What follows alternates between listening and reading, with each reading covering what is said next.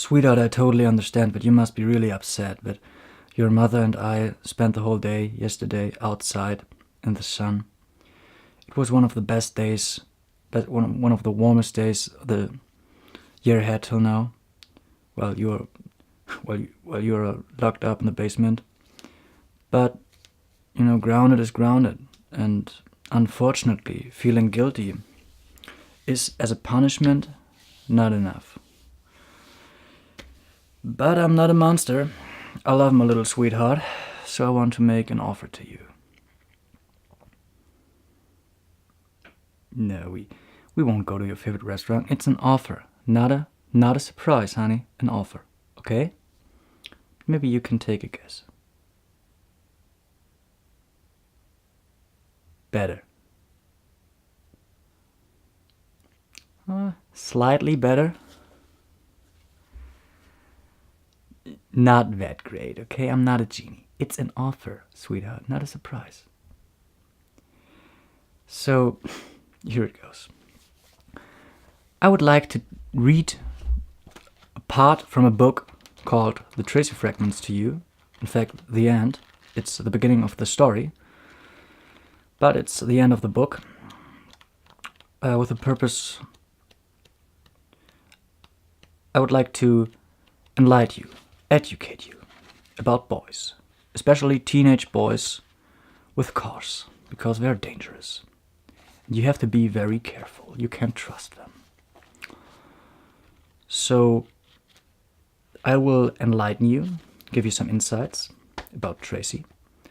And if you decide to listen to me, I release you from doing the dishes today. Isn't that great? I mean, you're still grounded. You have to learn your lesson. But you don't have to do the dishes. And while Mommy and I are outside in the sun, drinking wine, maybe in the park, having a great time, you have plenty of time for your own in your basement. Isn't that great? So what do you say? Okay. So make yourself comfortable, and I will read to you. And don't you dare laugh at your daddy. It's probably the longest bit he will ever read out loud in a second language, okay? And Daddy missed the boat. He was never really smart in school. He was never really focused. He was busy getting high. Don't you dare to tell your mother either, okay? It's our little secret here. So, make yourself really comfortable, and let me tell you about Tracey. Okay. Here's the rest of The Girl with No Tits. So this week, Sunny and me smuggled out. This one time. Where the sky splits from the world. It wasn't my fault. Grounded in that house. I hated it. I knew I was bored. It made me crazy. And winter and below zero. They sat in the family room, watching the Weather Channel. Watching the record highs, the lows, the frostbite warnings, the wind chill factors. It was the only time we did anything together. I stood there, holding my Parker. My mother looked at me, looked at my father. She closed her eyes. "There's a blizzard," my father said, nodding at the TV. "Can I go out for a minute?" I said. "I need to relax." "Forget it," she said very fast and very hard. At the very same time, he said, "You're grounded." "What am I supposed to do?" I said. My father leaned over. "You're going to lock the door and watch your brother." Sliding against the wall, I glared at them. "I might as well kill myself," I said. "Snap out of it," he warned. "I can't do this," my mother shrieked. "Look at Mommy. Look at what you are doing to Mommy," my father said. "Promise us you'll stay inside." "I promise," I said very fast. "Mommy and I love you. Don't you know that?" I looked at her on the couch. It wasn't love I saw.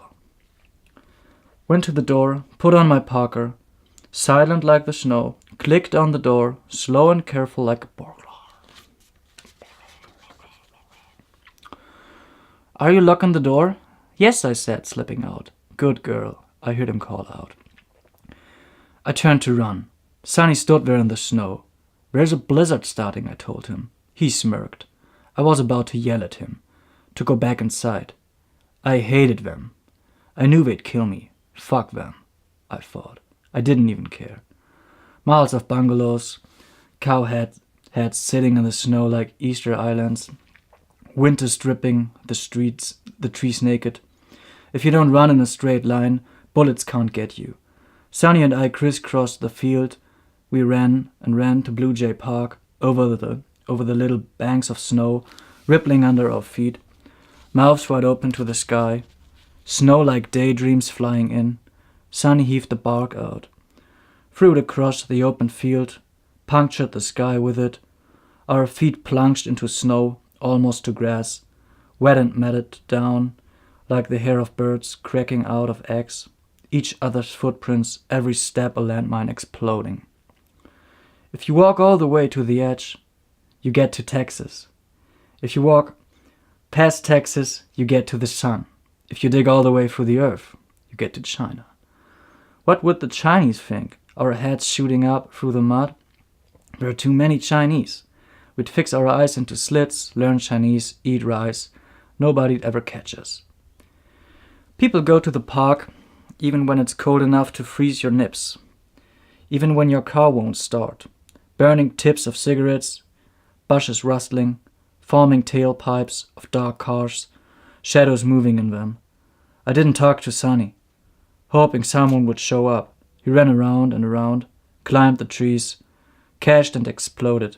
I kept wishing I didn't have a brother. I heard something swish. It wasn't my fucking fault. Sonny should never have followed me. You couldn't control him. Sonny did anything, just to see what would happen. Even if I dragged him down the streets by the leash of my tartan skirt, throwing pieces of last night's roast beef, he'd eat off the sidewalk. Once coming home from Myra Burney, I heard wheels spinning behind me, his raspy laugh. He'd stolen my bike, legs stretching for the pedals, flicking, disappearing out my eye corners. I pretended I didn't notice. When I finally looked back, Sonny was gone. I shouldn't have told you anything. I go on these little vacations in my head. It's like my one friend I ever had, Myra Burney. Not anymore because her mother said Tracey's dysfunctional. She went on these vacations with her family to England. When she came back, she said, "I went to England." And I said, I went to England too, only I'd never been there, right? I'd never been farther than Bemiji in a motel. So she said to me, "You've never been to England?" And I said, "Sure I have." And she called me a liar, and I said, "I've been there in my mind," and I had. Sonny's the air, the trees, the snow. He's everywhere. Sonny jumped from the trees, landed in the snow, pretended he was a bump. I yelled, "Shut up!" I didn't even want to yell shut up. I just wanted to pretend. For 1 second he didn't exist. And I looked around and wondered where were all the kids. The ones in the bushes, in cars, fucking, shooting up, next day. People whispering about what those park kids did. As if they were actually there in the park with them. Only they weren't. And I didn't even care what they do to me. I didn't even care. But nobody showed up. And I swore at the top of my lungs, but silent, here, deep inside me. God, do you hate me that much? Why is my life so boring? And in my head came this saying I heard once on a TV infomercial. Only boring people get bored. And I couldn't get this idea out of my head. Only boring people get bored. Only boring people get bored. Like an extended dance track that kept scratching and repeating, scratching, and then I saw it. The girl with no tits. It stood there, the girl with no tits. It was asking for it. It never should have been there in the first place. It's not my fault. It was the girl's fault. Come on, Sonny yelled. Hypnotize me again. Twirl, bark, run. Twirl, bark, stop. Run, run, run. He barked down on all fours, twirling away on the river ice, like he believed me. Billy Speed must have been there the whole time. I didn't notice at first. He leaned against his car. That's 3 colors of rust. Red, brown, green, trembling, exhaust foaming out. He looked at the trees and the sky. I didn't even know Billy Speed liked the trees and the sky. How was I supposed to know something like that? The girl with no tits saw Billy Speed and stopped. He leaned against the car. The girl stared down. "Come here so I can talk to you," he called to it. What it said had to be perfect. Perfect. It will make a tapestry of words. He will see 1,000 pictures in one of its words. 1,000 words equals millions of pictures. 1,000,000 pictures will be a galaxy to Billy Speed. Billy Speed will see stars. The girl with no tits will become Billy Speed's star.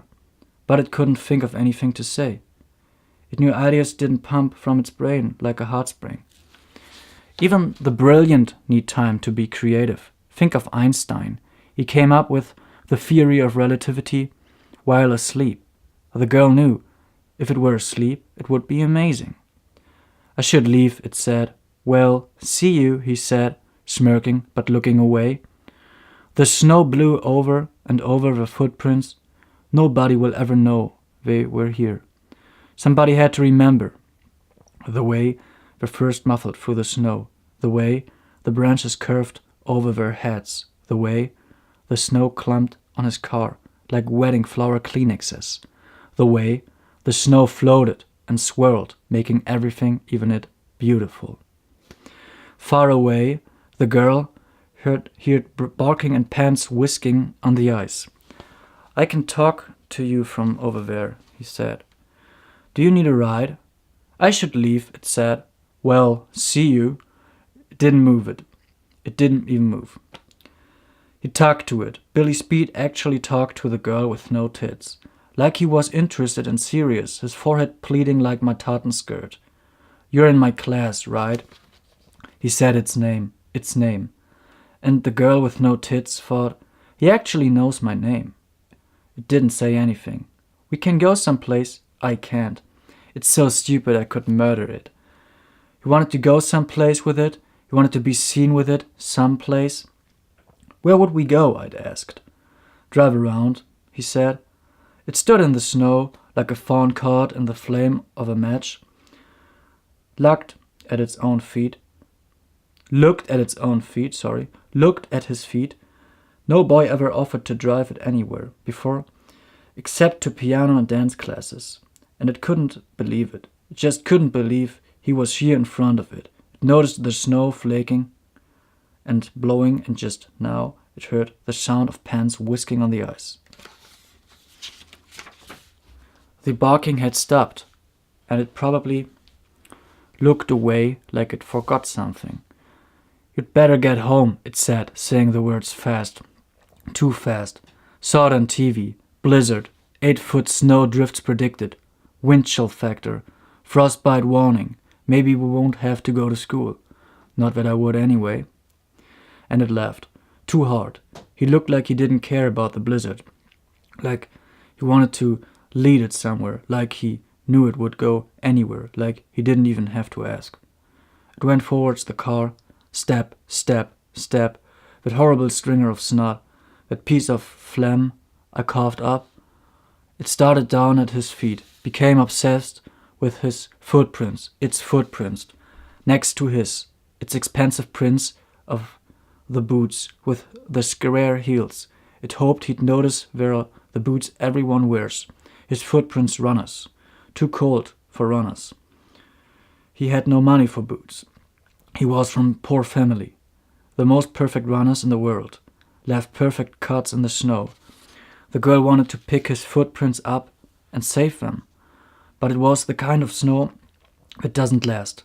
The kind that blows away. It kept saying it should go. He leaned over and swung the door open, wide open. Sunny softling barking its name. He looked at the door, at the girl. He locked up, drew it forward him by an invisible leash. Into the car, into the front seat. Vinyl and torn.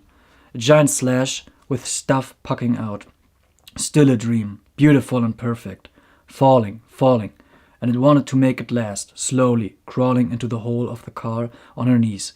him following and pulling the door shut behind them. It sat there, in Billy Speed's car, those license plate it memorized. JFK 826.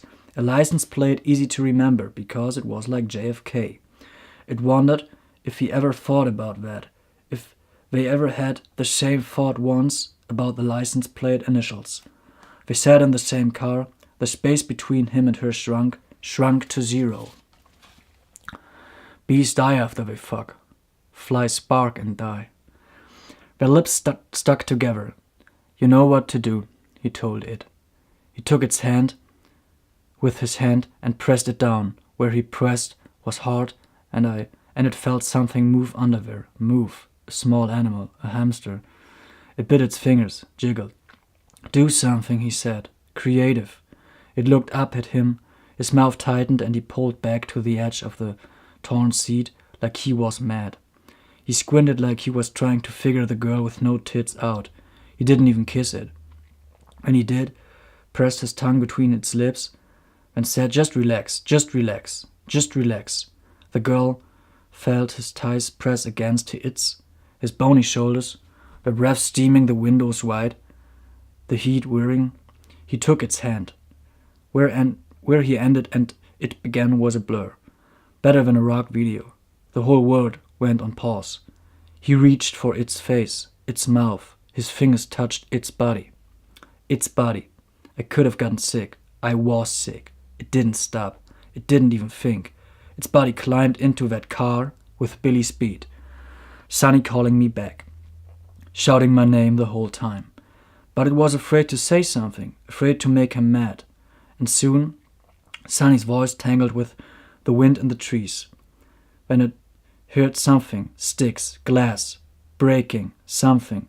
But it didn't stop, tightening up its leg, and his leg tightened against its, and it could have pushed him away and smashed the door open.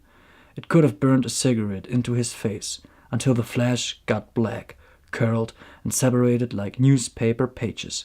But before it knew, he pushed it back on the vinyl seat and crawled in. Its hole, the whole of it.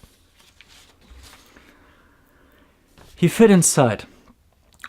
Its eyes were open, but its mind froze shut. He whirred.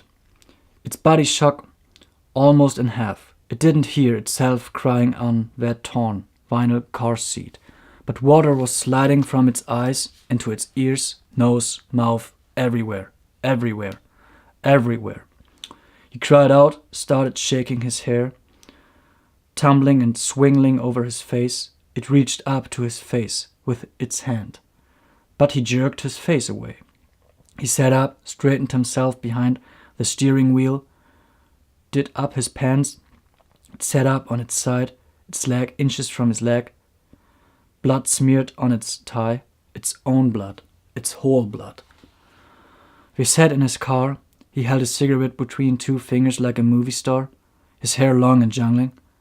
His arm stretched across it like a roller coaster safety bar. It shivered, but his arm didn't in any way touch it. He yanked the handle. The door jammed. His shoulder rammed and banged the door open. Well, see you, he said. Bye, Billy Speed. Bye, Billy Speed. Bye, Billy Speed. It stepped out of the car. I stepped out of the car. I fell down. Billy Speed ground his wheels into the snow and drove away, the trees and the sky floating across his face. I touched the cuts his tries made in the snow and pushed into them with my fingers. I stood up, felt around my neck. The necklace with my name wasn't there anymore. Must have torn. Sonny, I forgot. Exhausting. Well, not a hard read, but kind of a poetic despair. And I really hope that you can relate to Tracey. Because Mommy and I are really concerned about you. Sometimes we are afraid of you, you know. And I hope you see what can happen if you choose not to follow our orders our rules. Because we love you. And we know what's best for you, sweetheart. Okay? So let me finish, because I would like to tell you what Billy Speed did, how he reacted after he saw Tracey by accident in the park. So you will see that it's better to